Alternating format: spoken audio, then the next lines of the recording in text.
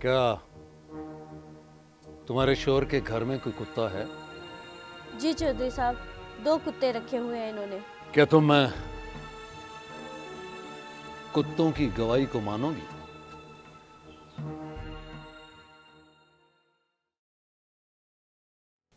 सलमा, मैंने तुम्हें कहा था ना कि मैं जब घर आऊं तो मुझे तुम नजर ना आओ। क्या कर रहे हो? क्या कर रहे हो? निकल जाओ इस घर से। निकल जाओ, दफा हो जाओ इस घर से। अब इस घर में तुम्हारी कोई जगह नहीं है। मैं तुम्हें मजीद बर्दाश्त नहीं कर सकता। खुदा के वास्ते ऐसा मत करो। मैं अपना सब कुछ तुम्हारे लिए छोड़ आई हूँ। अब मैं कहाँ जाऊंगी? मेरी तरफ से जहन्नुम में जाओ। और वैसे भी मैंने तुमसे खुफिया निकाह किया हुआ था। यहाँ कोई नहीं जानता कि तुम मेरी बीवी हो।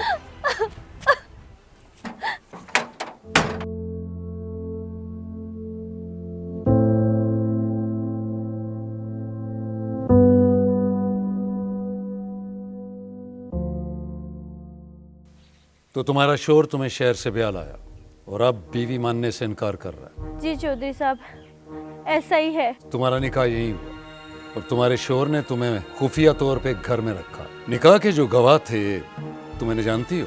जी चौधरी साहब, एक का नाम रफीक है और एक का नाम मुजीब है। छोटे, पता करो ये कौन है और उन्हें यहाँ बुलाओ। और हाँ, इसके शोर को भी बुलाओ।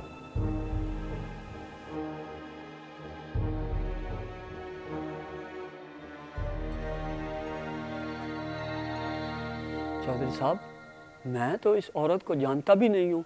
इस औरत को मैंने तो पहली बार देखा है।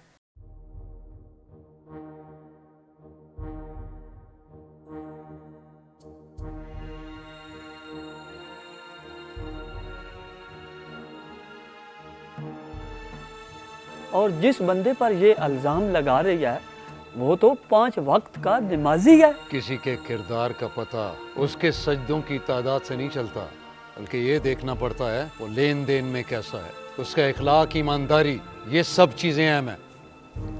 अस्सलाम वालेकुम चौधरी साहब। वालेकुम अस्सलाम। तुम भी यही कहते हो कि ये तुम्हारी बीवी नहीं? चौधरी साहब, ये मकार औरत मुझ पर इल्जाम लगा रही है। इसको तो मैंने पहली बार देखा है।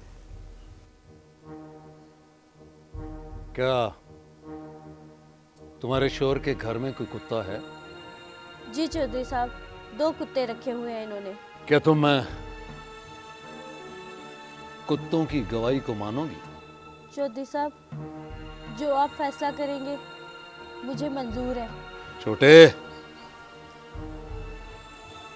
इसे इस शख्स के घर ले जाओ। अगर कुत्ते इसे देखकर भौंकें तो इसका मतलब ये झूठ बोल रही है, और अगर कुत्ते इसे देखकर खुश हों, दुम हिलाएं,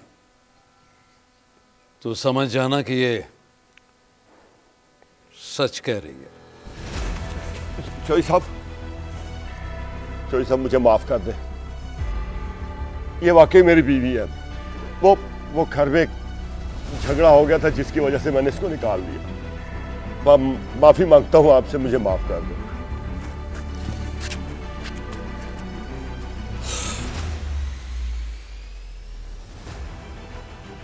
जिस बस्ती के कुत्ते वहां के इंसानों से सच्चे हो जाएं, वहां पे अल्लाह की रहमत कायम नहीं रहती। तुम सब सजा के हकदार हो।